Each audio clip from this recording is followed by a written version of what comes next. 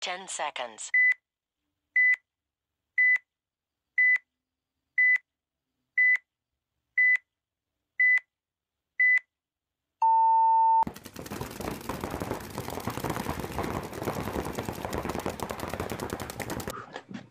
What's going on, everybody? Welcome back to the View from the Dead Box.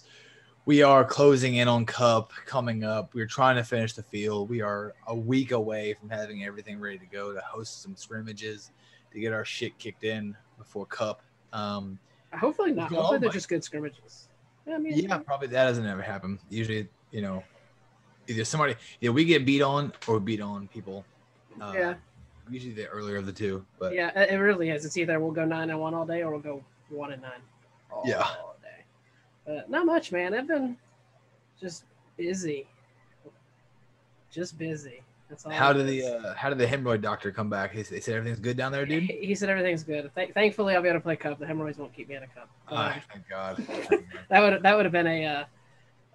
I know that the prolapsed anus was a big deal, so I was just curious if that was gonna be a restriction on playtime for you. I hate you. So he knows I won't restart this because we've already had to do one take, so he knows I'm gonna leave all this in. You fucking prick. But everything's good. What about you, man? What about you? Great. We got everything's kind of moving a little bit fast.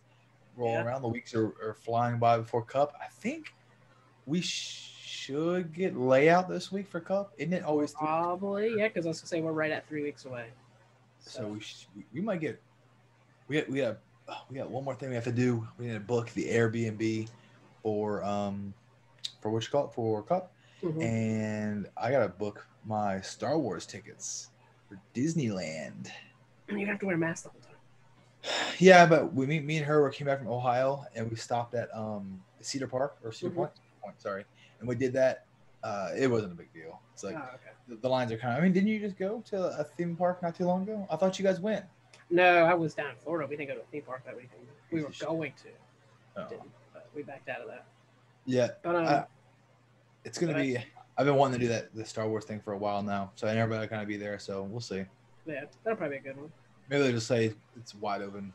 The Florida's the Wild Wild West. So yeah, I mean, I had some friends I know. They went to Disney a couple weeks ago, and they had to wear masks the whole time. They said it was still decently busy. Like they got Fast Pass, and they were like, it was faster, but they were like, it wasn't much faster. They said it was just a lot of people there. Jesus. Yeah, and I was like, oh man, that kind of people in Florida have no job, man. Get jobs. Apparently. You listen to this podcast. They all got laid off from Disney, and now they're like going to Disney for fun. So yeah.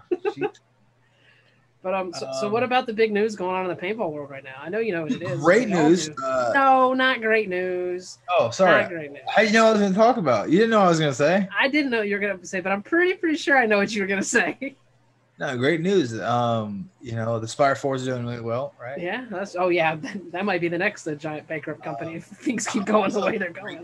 Great news. The Control are selling lids and top shells to their broken hoppers to fix the problem, and so they can charge you to fix the issue, which is very cool. I think it's very cool. I do like my Control. I probably need to go ahead and get that shell ordered in. I already modified mine, but who knows? We'll get it in. In other news, for the 14th time, GI/Diablo/Draxus/JT/ is add in all other companies there. Yeah. Again. And it's crazy, man. Yeah. It seems like this is a normal reoccurring thing. It does, but is it like the third time that's happened? People bad with money, or is it? Or no, probably people really good with money, actually. Okay. So when things like this happen, they typically, that's why you always see this same company absorb other companies. Like, yes. Remember they got Draxus, and then they got Diablo, and they got JT, and now they're all owned by the same monopoly, basically. Yes. I think you love that word. Yes, because corrupt business people typically. I don't know, but if I had to guess, I would say they're probably going to quote unquote go out of business, and then in a few weeks, few months, whatever it takes, off season, that company will reappear again, maybe under IG instead of GI or however they want to do it. You're a fucking wild animal. and they will buy themselves back for the 18th time. Do you think they're going to be at Cup? Yeah, for sure. They're not going to miss that. They're not going to miss that. They'll probably have something in that bankruptcy clause. If you guys don't know, GI which also owns Titman, RIP, is going out. I think it's going out of business. They have tons of business. They're bankrupt, so they're being forced to sell some of their inventory and probably all of their money. But they've had this happen a couple of times, and it always falls into shit and come out smelling like roses kind of deal. And I think it's going to happen again. So it'll probably turn out that they sell it to a shell company, and so said shell company sells it to the owner once again, and he buys it right back. I mean, it could be a thing where maybe like someone like Valken or something scoops it up, because they would be another company that could do something like that, because they're not part of GI, I don't believe. I'm pretty sure, but they're like the next company in my mind that would do something similar. But I mean, if this is a real one, which probably is not, but if this is real, I mean, this is a huge way for HK to like make its dominance, like go ahead and establish its dominance, because it could just scoop up who it wants to scoop up at this point. Oh yeah, absolutely. Because I don't think you would see companies like Dye or Planet Eclipse. I don't think you would ever see them do something like that. But HK would be they would be all over hopping and buying everybody up. Mark Crescent will 1,000% buy whatever. He'd take any extra cocaine under his lip and be like, "All right, I got some extra cash, boys. We can buy some companies with this." So. Yes, exactly. He would definitely do that. We'll see. I don't know. I always feel it's so wild that can happen, and it just gets tossed under the rug, and nobody ever says anything about it.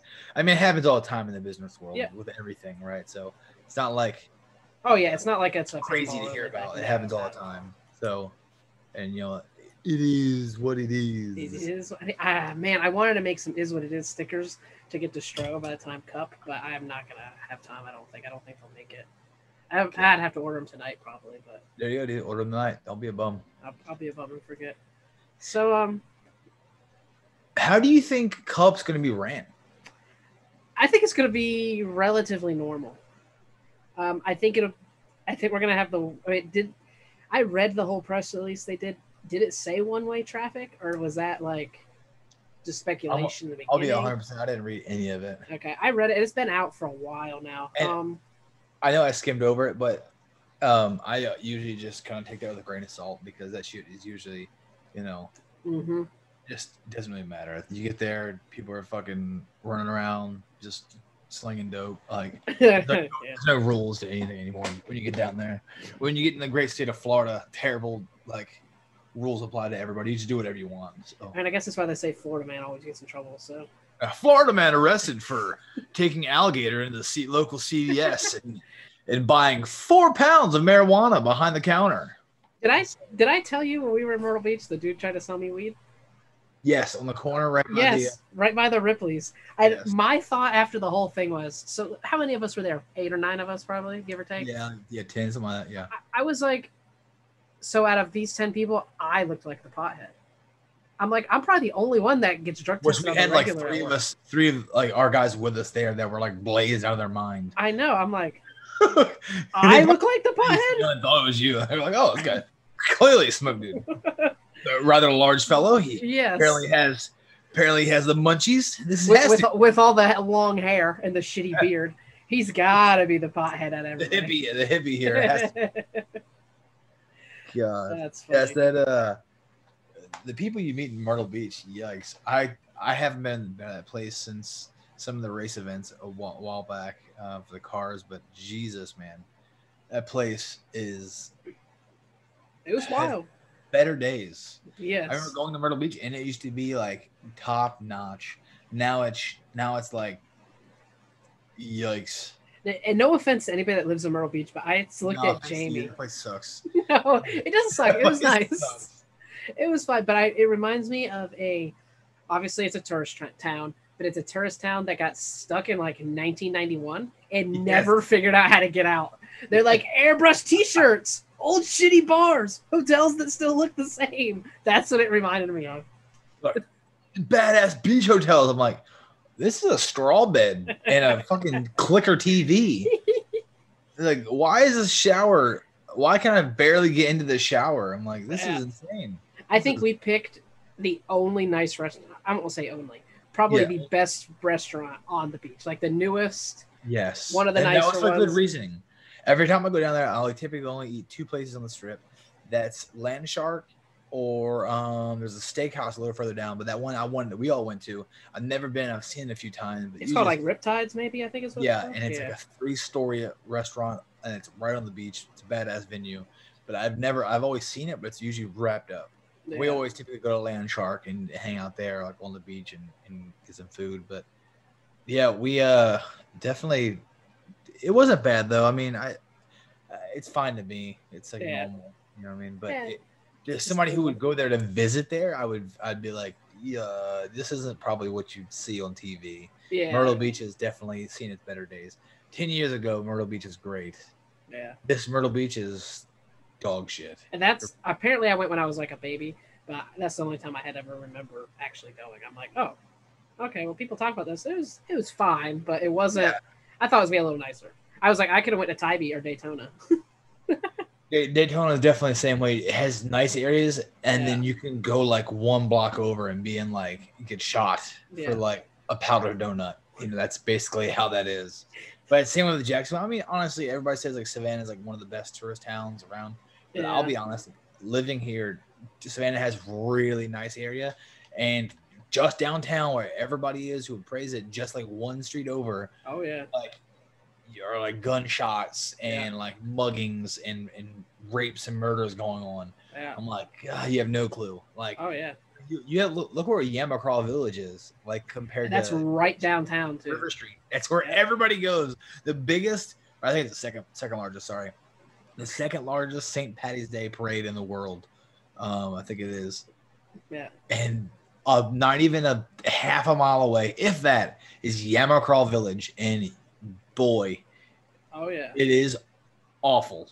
Yeah. It is terrible to be that new plant Riverside they got down there. Literally, if you walk out the wrong side, you walk into Yamacraw Village. If you walk the other way, you walk onto River Street. It's like, okay, make sure you go right. Don't go left. Don't go left. Exactly. All right, now that we've given everyone our travel destinations for 2021 coming up, so don't worry about Myrtle Beach. You can give Savannah a shot, and other than that. I wouldn't stay out of Yamacraw. Stay out of Yamacraw. So I have a few topics. The GI Sportz bankruptcy was one of them. But boom, roasted. We handled that pretty good. So this kind of the last episode we had Matt Davies on, and it kind of reminded me of this. And it's something that I don't think we always have done, and I will actually probably credit Colin to this. Trading off zones. How is it that? What's the best way to like get in someone's head that with their teammates they need to trade off zones on the field? Like if me and you are playing, obviously we've been playing for many years, so it's easy if Wes says, hey, look this way, or I say, Wes, look that way, we trade off zones. But how do you teach that to a new player, you think? Is it just repetition, or can you actually... No, you have to teach it to them as like a job. Okay. Like, you know, and it comes, I think, from playing the 1, the 2, and the 3, is I feel that people who can have played multiple positions, the front players should never be doing that. They should be being told where to look and what to do. You know what I mean? But as a front player myself, I find myself doing that, like telling somebody else behind me, hey, look here while I do this, which is still fine. But I feel that it needs to be like a job. Like when this person's looking here, his job, or he's here, his job is this bunker. Yeah, stop the Bravo, shoot the Alpha. You know, he has the command center, the 100, the 200. That's his jobs. Those are his jobs when he's here. So you know he's not going to be looking here, or here. So if you are in the Cali, you need to be stopping the God, the fire, and the ice. Those are your zones. Now, if he moves up, he loses track of the Bravo. You need to go here. You need to pick up the Alpha and the Bravo going with the 200, and so on and so forth. But I definitely feel that if you would break it down by job for every bunker and just drill it into their head, like when you're there, you shoot here. When you're there, shoot here.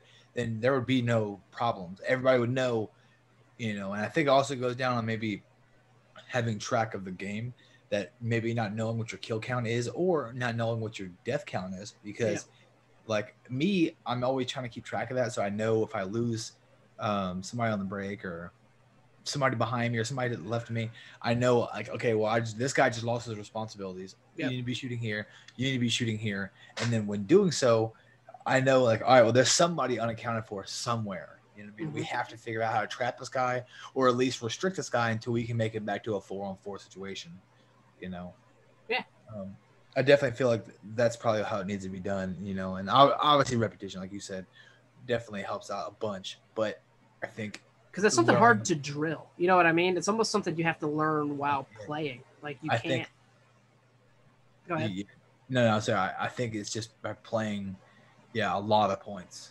Yeah, no, I would agree. What you said, so you being a front player, me mostly being a back player, I tend to play off of the front player. Like if and it's different because I have you or Jamie in front of me, but if I see you, let's say, looking right, I'm not going to look right, obviously. I'm like, okay, well, he's doing that. And then I'll be playing. If I look over or I'm talking to someone else, I'll look over. And if I see, oh, he's looking left now, I'll tell whoever on the snake side, hey, I'm giving that up because I got to help Wes. You know what I mean? I just kind of play off of you in front of me and then normally the back snake guy. That's what I normally do. But like I said, it's different with the field too.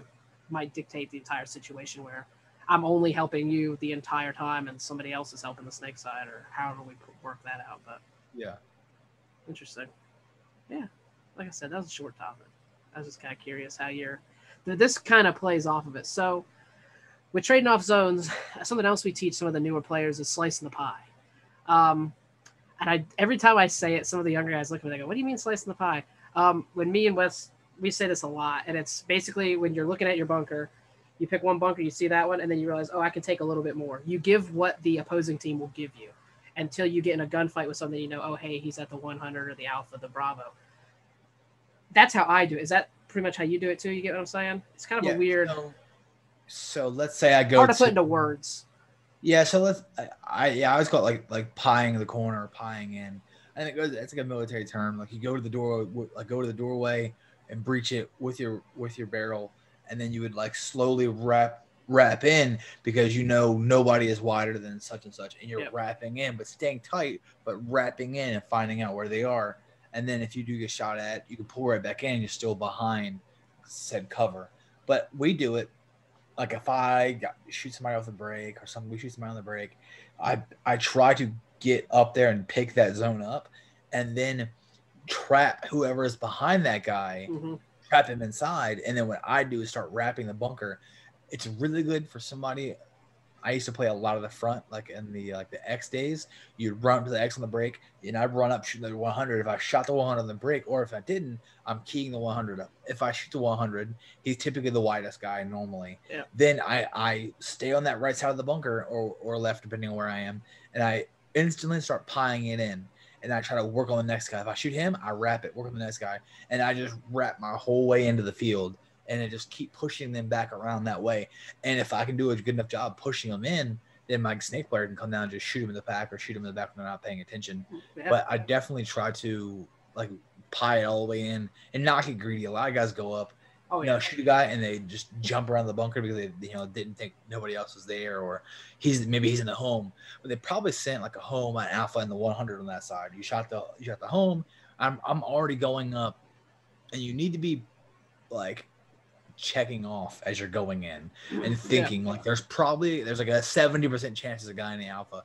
So before you wrap and shoot the home, that's probably the easy kill, go ahead and check off that Alpha before you just slap around because he's probably in the Alpha. So you could slowly go into it. Okay, he's not there. Let me wrap on the home. Oh shit, he's in the Alpha, and pull back. And then don't look at the home ever again. Battle the Alpha, and you just trap the Alpha from going out wide. And you lean back and you tell your guys, hey, 100's a kill. Nobody is wider than the Alpha. So they know they can go to the outside of the field and wrap and be comfortable, and they won't get shot by anybody wider than the Alpha. And they can just stay there, and they can stay on the back right sides of the bunker and shoot back in and push them all around to the snake side. Yeah, no. See, I'm glad you put that in words way better than I could. I couldn't figure out the best way to explain it. You did that exactly what I wanted. That's why we have you on this team, because you're like the team used car salesman. You could sell someone a turd, honestly. Like the way you break shit down. I could definitely sell salt to a slug. Yes, you 100% could. That's the reason why I get new guns each year. So my last little topic. Speaking of guns, I'll cut you off so you don't waste your last topic. No, go ahead. Speaking of guns, what's your honest opinion to a new player? Not new player. Fuck new players, right? No, I'm just kidding. But to guys who are looking for guns, right, or in that upgrading stage, what are your unbiased first full reviews on the Force? I know you only have 2 weekends on it, but what is your unbiased, straight out of the box? We shot it, we turned it up. What's your unbiased review on the gun? Well, it shoots good. I actually do enjoy the shot. I have it right here next to me in this case.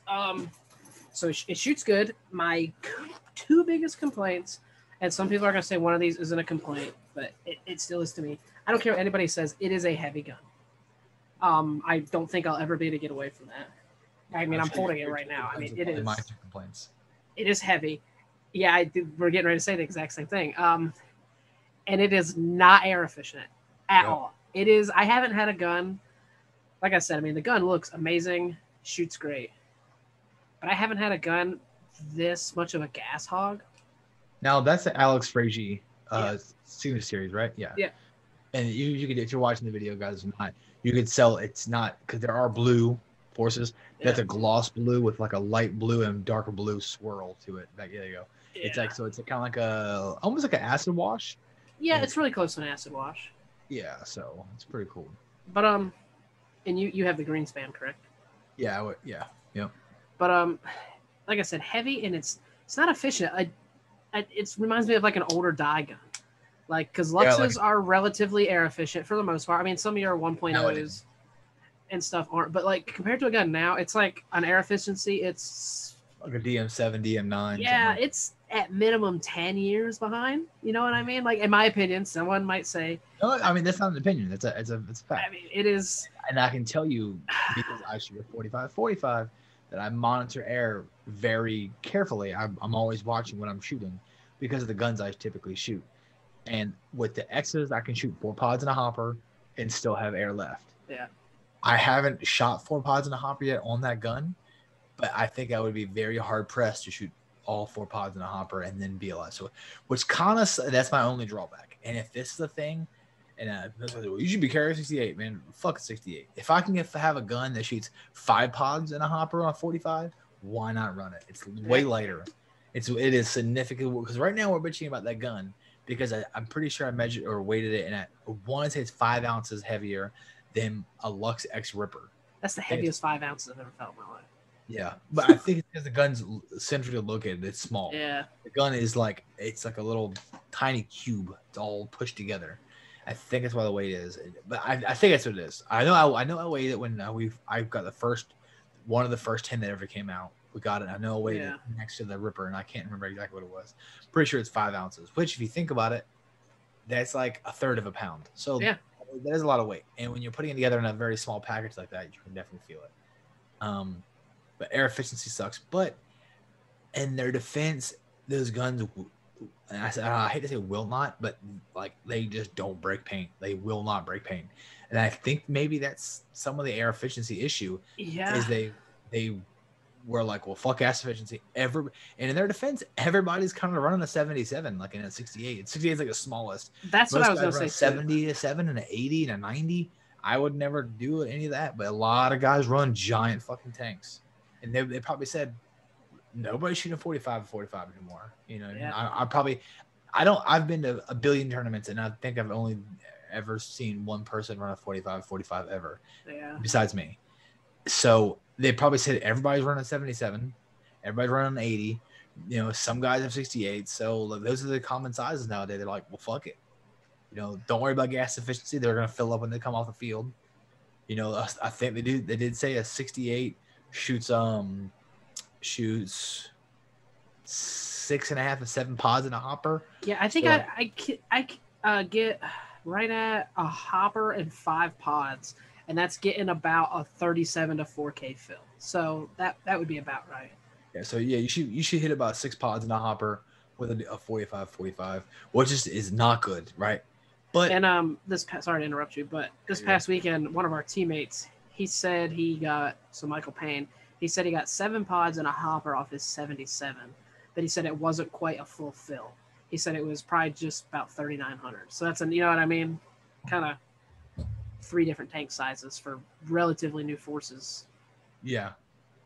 Which hopefully that improves after a break-in period. I don't know if it will. I don't know if it will, and I only say that just because of what they're trying to do with the gun, of like how what they're trying to make it do. They wanted to shoot like sneezy, fragile paint, where they can shoot like crazy tournament paint, and it can be somewhat chilly in the morning. And they want to shoot somebody across the field and the elbow pad on the break, and it break, which is fine. But everybody else can't shoot that anymore. But these forces, and I will say, watching these events, I do see the guys with the M3s and the CS2s just blending paint when it's like, and they can't shoot super fragile paint anymore. It just doesn't happen. They're just making just soup. Watching Dynasty play, they really don't break paint. I don't ever see them breaking paint. And when we bought the gun originally, I was walking on a tent, and Yosh said, like, as a joke, he said, enjoy never breaking out of their ball ever again. I thought he was kind of fucking around. When I talked to the tech, I had a couple, I was kind of going through some stuff last year. I brought it up, and I said, what's up? What's the deal? Why do you say never break a ball? And he said, they don't break paint. They won't. He said, you remember the Automags? They had a level 10 kit in them? And I said, yeah. I laughed. He's like, they didn't break paint. He's like, these guns just won't break paint. He's like, if you break paint, it's a deformed ball and it's in the barrel. They will not chop paint. It just does not work. It will not happen anymore. I said, oh, for our sake, I hope that's right. I hope absolutely. But I know a couple guys have been shooting for a while and they have not broke a ball. So we'll see here. Yeah. We should typically always shoot tournament paint practice, and it's going to be dipping down here and getting a little bit cold. Mm-hmm. So, and sometimes I even say tournament paint. Sometimes shitty like rec paint is super sneaky fragile. Oh yeah. So we'll see. I mean, the last complaint I have, everyone says they're very ergonomic. The front grip for me is uncomfortable as all hell. I don't know where to put my hand. Yeah. That's more of a nitpicky me thing. There's actually a ball in the breech of this. Playing a loaded gun. Right. But yeah, I mean, like I said, so far, would I get another one? Yeah. But I don't have enough mileage under it yet to say that it's like better than my Lux or better than one of my CS1s or 1.5s. That's where I stand. Yeah. I don't think it's a bad gun, and I don't think it will become a bad gun, but I don't know if it'll be a great gun. Yeah, I do see everybody says they're super tight and they have a great break-in period of like 25, 30,000 shots plus, and once they break in, the guns even smooth out even more. Yeah. And they become a lot more consistent. Now, granted, I will say over the chrono, they are very consistent out of the box. They are just like within 5. It's crazy. Yeah. But that's because they're hand built. You know what I mean? They're not just they're together. So far, it's really, really good. I just, like I said, only way you'll ever know is by time, if it'll last how a Lux does or a Planet Eclipse gun. It's one of the only guns that snatched out of the box. We took them to a tournament, opened them out of the box, aired them up, and went and shot them. Mm-hmm. And I was like confident that the gun wasn't going to go down. If you buy a Lux, like a used, I can say new Lux because most guns like this nowadays, anyways, you shouldn't have problems with those guns, but they still do. 12-valve guns, the way they are, still have issues, and you'll be fighting issues. But I pulled out of the box, and the gun it's so hard to tell you how the shot feels, but the shot feels reliable. I know it doesn't make any sense, but it's an instant shot. Like as soon as you touch the trigger, the ball comes out. And I know everybody says like most guys don't know what that when I say that, don't know what that means. If I gave you 5 of the top guns and you shot all 5 of the top guns, every gun not only feels different when it shoots, but there's a timing difference in the time you pull the trigger and the ball comes out of the gun. The X's have a tad bit of a delay to me. Yeah. I feel like I can almost pull the trigger and come off before the ball comes out. And it's not that bad or anything. But shooting a billion different guns in my time, I can tell you that there is a difference in the worst is like an autococker, like an E-bladed autococker. Oh yeah. You can like pull them off, and let go of the trigger, and it's like you can like it's timing, different timing. Egos really bad about it too. CSs were very good. I feel like the shot and you pull the trigger, the shot comes out relatively fast, Yeah. and it gave you like a gratification that the gun was always going to be shooting. And I think that's a lot of guys love the CS series is because they have the gratifying shot behind it, and that's what this gun does. I feel like it's a little bit of everybody's juju in the gun to make one. Yeah. You know what I mean? So That's a we'll good way see. to put it.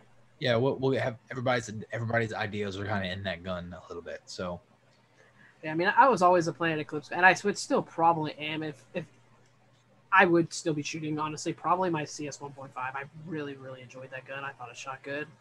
Yeah. It had a weird pinging noise, Mhm. and I always brought that So back to my tank. That was the reg piston. Is that the reg piston? The reg piston in the frame, yeah. On the older CS1s and 1.5s, there's an updated piston now that they give you for free. Planet Eclipse is great, by the way, for customer service. But the reg piston inside of the grip, that's where the regs are on those. Yep. It's a different shape. And if you shoot it and have a pinging sound come out of your gun, that it's just they'll give you the updated new piston. Some guns, some of the old ones do it, some don't. Yeah. But yeah, that's I mean, I ran both of them about a full season. And then I reeled that Lux X. That's the first Lux I actually kept for a significant period of time. They just never really did it for me. My OLED was I know everyone loves the OLED. It was good. It wasn't my favorite. I really liked the Lux X more. But again, I didn't keep the OLED for a real long time. And then now I'm with this thing. So time will only tell. I've never been a fan of Bob Long guns. So I'm hoping to give this will give me change my opinion on them, I guess. Yeah, I know you like a poppier shot. Yeah. And I'm the exact opposite way. I like a buttery smooth, quiet. I don't want to feel the gun even like move whatsoever when I shoot the gun. That's the shot I like. Yeah. I still think the Lux OLED is the best shooting gun ever made. I think a lot of people think that. Yeah, but the technology behind it, like I always said, the best gun in the world would be a Lux X with a Lux OLED shot. If you can give me the bolt system and the bolt system out of the OLED into the Lux X, there would be no gun that touches it on the fucking market. Yeah. The technology behind taking the frame off the gun, everything being like wireless and toolless, everything comes apart and snatches back together like very easy. But they went for air efficiency on the gun because people are crying about air efficiency. So that's why I still say that the Lux Ice is still one of the best guns to grab, and you can get them for $550 to $650, sometimes $700, depending on what you get, and they are so hard to beat for that price range. Oh yeah, you know. But this almost kind of goes back to what you were saying. Like you asked about my opinion of this. And we've kind of talked about this before, and this will change over time. If someone was starting out and they gave you like a $750 budget, you know what I mean, for a gun, you probably lean to like an Ice, because I think that's a pretty common. Now, what if it was a little different? I guess. What if they said they needed $750 all in for a gun, tank, and hopper? Ice. You think Ice? You can get beat up Ice with $550, and even cheaper sometimes. Like there's one right now. I looked at buying. It's pure. It's all white. Has scratch like some scuffs and scratches on it. And the guy's like, it's got wear.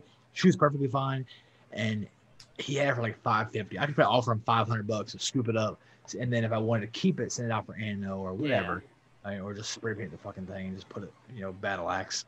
But because let's say you put $550, that leaves you with $200 more for a tank and a hopper, which is easily doable. Oh yeah. I used to always tell people, like, obviously this would go on, but like if I ever stopped playing but was gonna like keep a gun in the bag, back in the day, my answer was always like an Ego 8 or an Ego 7. I was always like, as long as I could find solenoids, I feel like if that gun, and I still do, that gun will last multiple lifetimes. That paintball gun is a 100-year paintball gun. I fully believe that. But now I would probably go to a Lux Ice at this point in time. But I mean, 7 Ego 8 would work too. But just gotta have parts availability at that point. Yeah, and I feel like they kind of have pushed that gun away. Oh yeah, they don't. I doubt they even. But one thing about the Luxes is like all the parts transfer. Yeah, there's minor tweaks here and there, but they're very slight differences. So a lot of the parts between a lot of the guns still work back and forth with each other, which is a good thing. To me, it is. Oh yeah, absolutely.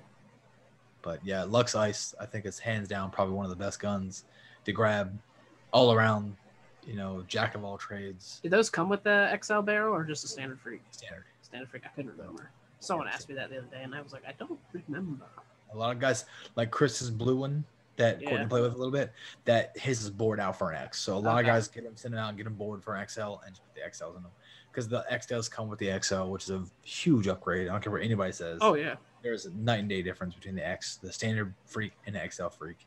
And I'm one of those weird guys who I have the stainless steel shims in my XL, and they have a huge difference behind those two. Oh, yeah. So. I actually sold my freak kit. Sold it to Shane. I was like, I don't think I'm going to need it. I was like getting a ultralight for the Force, and then having a freak XL board, and then just putting it on the gun, and then put my freak XL shims in it, letting it rip. I had thought about that too, but I'm like, if I do it, I might do it with this, because my pump in the background, it uses a standard freak. Yeah. I probably need to go buy a UL freak board, but just a standard freak, so that I can run that on the pump and on the Force. But see, that's what, on my free flow. That's what it is. Yeah. It has the ultralight. That's standard freak board. I wish it was XL freak board, but yeah. Maybe I'll piss everybody off and send my titanium UL back out to get bored. Yeah. Oh, I don't know if companies can mill that. You don't think? I mean, I guess it's be very different. Definitely different metals. They definitely do different stuff. The ULs are aluminum, so they can just hit it with a knife if they wanted to and pull it out of the barrel. That's funny. All right, so my last little topic. That was a good little segue you had there. Segue, yeah. Segue, Mr. Biden. I go Sleepy Joe on you.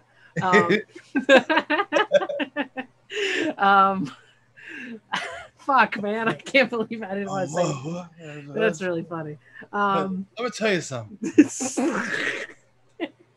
Okay, back on track.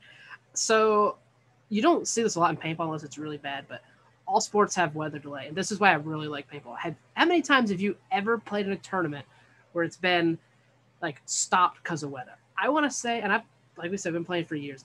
I can only think of 2, like that it was physically stopped because of weather that I've been playing, and it was just normally the wind. It's never really the rain. I've never seen it had it stop for rain. I've had it a couple of times, and it's been from the lightning. It's been from the lightning. Okay, that would be my second thing. From the lightning, yeah. But I think MVPS was pushed one time, I believe. I feel like that was wind, or was that might have been wind and lightning actually. I think it was lightning. They did a lightning hit, and they had to wait like 30 minutes, and then lightning hit again, and wait like 30 minutes, and then ended up just canceling, I believe, pushed it to the. And then I think what they did was the champion. I think MVPS happened, and then they finished the championship at Cup actually. Oh, okay, that's. I think the MVPS played like on a Friday at Cup or yeah, something like that. They did like the finals for one event or something like that at Cup, and then they played. That's a good way to do it, especially. I mean, MVPS is lucky they can do that because right there, all the teams are right there. So even if your team wasn't playing Cup, you could have been able to scoot on over there, but.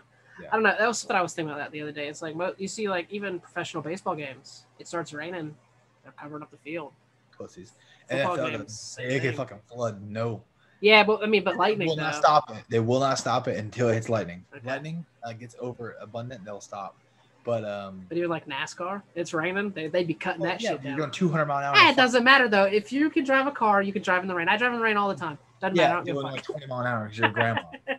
I go 5 over. Everyone says I drive slow. You drive slow. You drive a lot. You drive slow. Because what's your truck now? 3 years old and 120,000 miles. 132. 132,000 miles. Yeah. Which is fucking bananas to me. That's like 43,000 miles per year almost. Yeah, 45,000 miles right. almost. So that's it's insane. When I was getting that car, my dad, he was like, "Oh, maybe you should just like lease something." I was like, "I can't lease anything." I was like, I just drive too much. Like, there'd be no way. The car I had before this, the Scion, I got rid of it. It was 10 years old, but I only had it for 4 years, I think. Hey, babe. I had put 120K on it in 4 years. So again, right at it. You come say hi to the podcast? Oh, is she coming in? Hi guys. Hi. What's up? Not much. Hard us off, babe. Hard, of course. There you go. Okay, that's Courtney's question of the day. Go mix the chili. Yeah, mix the chili. It was funny. Speaking of the podcast, someone, what's his name? Christopher Struck. I don't know if you know who that is, but he obviously listens, and he had just was commenting on the page, and I was asking if we were going to have a guest, and I told him no, but made myself a liar, and we did have a guest on this episode. So. Yeah, see, Antel was the guest. Yeah. Yeah, So he was messaging me during the podcast, and I was like, oh, that works out well. Yeah, 1,500 downloads, dude. That's I mean, yeah, I'm pretty impressed. I just have my auto clicker on, so it just clicks the download Hey, every time. hey, So works for me. numbers Works up, for right? me, man. I need to add up all the views on YouTube, because I know quite a few people. I say quite a few. The YouTube videos don't average what the podcast does. They average probably a fifth of the views, roughly, give or take. So, but thanks for listening, buddy. We broke that milestone over. All right, guys, bye. Weekend. Yeah, all right, guys, bye. No, yeah, I mean, well, I mean, honestly, that is what I had. Do you have anything else? What a great segue, Mr. Biden. I know, right? Just a shorter one this week. We've been going with a lot. Other ones have been kind of long, so we're getting everyone spoiled with hour-plus episodes with all the guests. I think sometimes some people don't want to, but it's hard to listen to an hour. You know, you might not you lose interest, but you're driving somewhere, you typically always have like a 25-30-minute drive. Yeah. And it's easy to drive there, you know, and then have most of it done, and then driving home, you know, or a 20-minute drive, and then drive for 20 minutes, and listen to half of it, drive back 20 minutes, boom, podcast done. You know? And a lot of guys use it driving to work. I get messages all the time. Me listen to it while they're driving back and forth to work. I think that's how Stroh and Carson, all the guys listen to it. Carson, you're dog shit. You poop, Carson. You poop, Carson. So a lot of those guys listen to it either at work or going to work. So, which is good. Do you listen to it? I do. I usually do. Like, she listens to it usually at work when she's doing paperwork inside the office.